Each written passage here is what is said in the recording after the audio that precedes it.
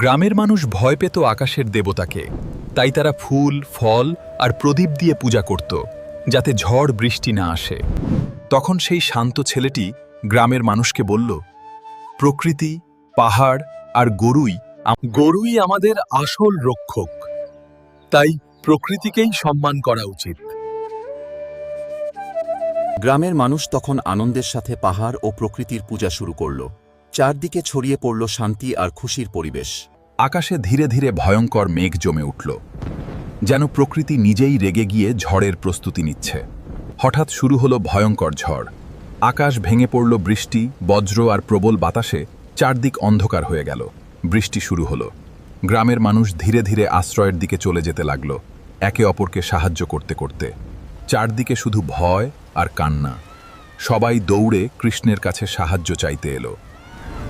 তখন সেই শান্ত ছেলেটি নিজের ছোট্ট আঙুলে বিশাল পাহাড় তুলে ধরল, আর সবাই অবাক হয়ে তাকিয়ে রইল।